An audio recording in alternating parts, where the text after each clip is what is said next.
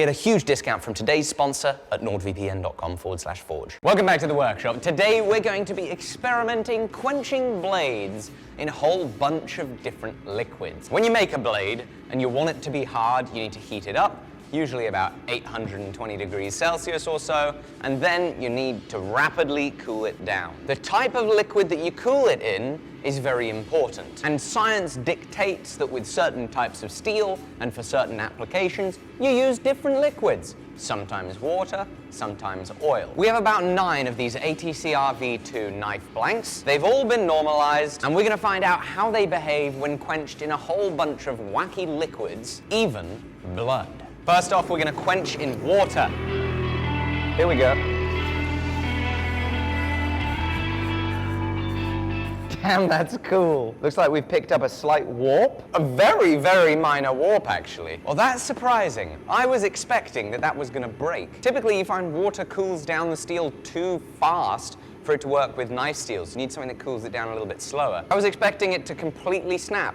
It hasn't. That end was not cooled down. Hardness test with a file. It just skates off it. If the file can't cut it, this is going to be as hard, if not more hard, than the file, which is quite hard. So apparently sometimes you can get lucky with a water quench on ATCR V2. Next, we're gonna try the recommended quench. This right here is proper commercial quench oil, formulated specifically for this task. This feels dumb. You see, it's a relatively light oil. It's not super thick. Quench oil. Wow, look at the vapors running up the blade. The vapor jacket, just bubbling, bubbling, bubbling. That is definitely hard as well. Would you believe it? Quench oil hardens a blade. But what if you can't afford to buy commercially available quench oil, or you're finding it hard to get a hold of? You might find yourself thinking about using vegetable oil. Wiggly, wiggly, wiggly, wiggly, wiggly, wiggly. Splash. Man, it's so much thicker than the quench oil. It is so much thicker. Veg oil.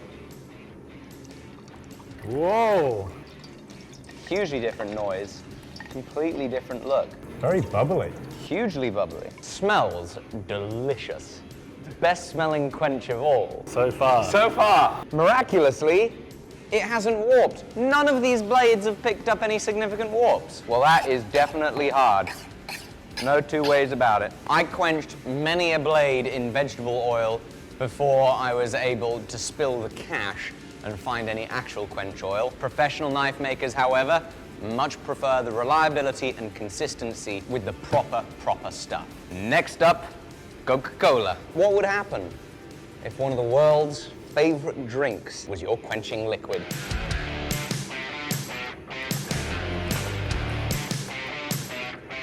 The world's first Coca-Cola quench. Whoa! Oh my goodness! It smells incredible. Oh my goodness, it's delicious. Look at how much we bubbled away. It smells so good. What is that smell? Probably like Coca-Cola or something. Sugar. Like Coca-Cola? I think it's the burning sugar. It smells like you're caramelizing something. It's raining Coca-Cola down here. It is definitely hard. Oh no! Look at that. Do you see it, Jamie? It's got a really good-sized warp. We were this close to saying that apparently you can quench in any liquid whatsoever, but it does have a bad warp. Not that you don't get warps with the proper quench oil. That does happen too. The next one is going to be dangerous. Now, I estimate the chance of a fire is more than 0%. We're gonna do a test piece. We also have a foam fire extinguisher ready. Small test. Well, not as bad as it could have been.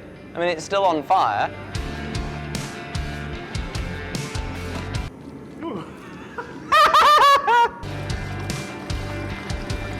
This is for educational purposes. Shot, shot, shot, shot, shot, shot, shot.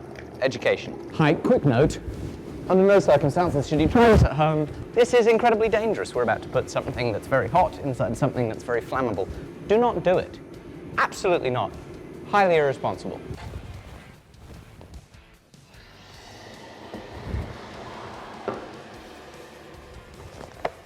I'm staying well away from that. Oh, it's picked up an awesome warp. It's mega twisted. It looks like it. It smells funky. Doesn't smell like a good Saturday night. It smells like pond water vodka. Ugh, that does stink. It's really putrid. Oi, oi. Are you kidding me? It's straight. It's like basically straight. It literally looked like it was helixed. Yeah, no, it's pretty much straight. Absolutely hardened. This is ridiculous. This was meant to be a video about why it is that you should invest in good quench oil, and not just quench in anything, but we're having so much success heat treating with just about anything. What did you have for breakfast this morning? What I have for breakfast? Chocolate croissants. How about you? I had honey on toast, and I brought the rest of it in. I thought we could quench on that. That's a great idea. How many bees did you have to milk for all this honey, Jamie? You couldn't have just dipped your finger in, so I could have had some as well, could you? There's another one right there. Go get it, Jamie. Oh, it's going everywhere. That's so cool. Jamie, you've made such a mess. Well, I didn't crack the frickin' pot, the delivery driver did. Whoa! Unfortunately, the bees got tired. We didn't get as much honey as we'd like. Woo! Hi-ya! Oh, honey, it's time for a quench. Whoa! That's so weird. Listen to the noise it makes. That's the wildest one yet. Look at all the scale in suspension. It's just stuck there. Now at this point, I think this is the least likely to have hardened it. It was so thick and viscous, potentially that would mean that it hardens a lot slower. Are you kidding me? No. It's definitely the softest of the day, but it's hardened to a certain extent. So maybe honey is your preferred quenching medium for like an axe. You want something quasi-hard. Quasi-hard blade. Let me see if I can catch you up on what the next liquid is. There we go. It's so orange on the camera. Hey, you know the old joke, little chips with your ketchup? Well, we could actually make that joke today. We could make a meal that was ketchup and chips instead of chips and ketchup. In 3, 2, 1, the ketchup quench.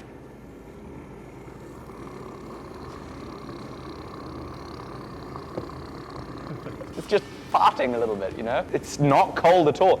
So there is like a big steam jacket. In fact, I think it's still red hot. How weird. That is so weird. So this is a great example of how the steel creates this like steam jacket around the liquid. And in some cases like this, it's so thick that steam jacket's just not allowing for any heat transfer. Okay. This is the first quench where the quenching medium has attached itself to the blade. Is it hard? Nope. That is not hard at all. You cannot harden a blade in ketchup. You can harden it in anything except ketchup. Whatever you want other than ketchup. And now let's get on to our last liquid. There's long been talk about the potential advantages of a blood quench. Perhaps the iron helps ionize the blade. But the ultimate question is, does quenching a blade in blood actually make it hard? We don't know exactly what's going to happen. For the squeamish amongst you, don't worry, we're not going to pour it. We're going to get straight to the quench. Are you sure this is blood? It looks more like a pint of Guinness. You can absolutely find out if it's Guinness if you like, Jamie. Time for the answer to our question. Silent? Yeah, it's not making any noise at all. I can't tell if it's getting hard. It's not cooling it very quickly though, that's for sure. Very, very slow quench. All right, for those who looked away, you can look back now. Time to test it.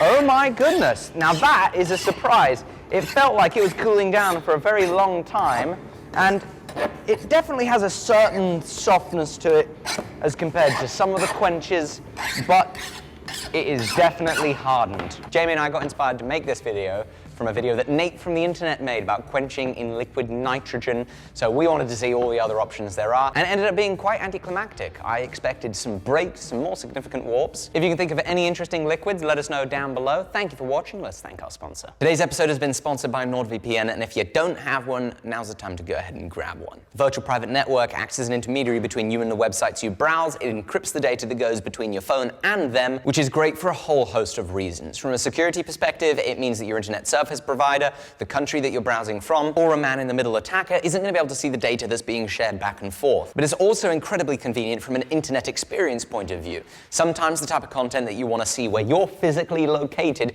isn't available. I can simply hop on my app for iOS, Android, Mac, and PC, change to one of Nord's US servers, and then I've got access to the website. Furthermore, this flexibility means that if you're purchasing something from a company who adjusts their pricing based on the location of their customer, you can find the absolute best deals possible. NordVPN has a 30-day money-back guarantee, so you're safe to give it a go, see if you like it, and you can do that by going to nordvpn.com/forge, where you're going to get a huge discount on a 2-year plan, plus 1 additional month for free.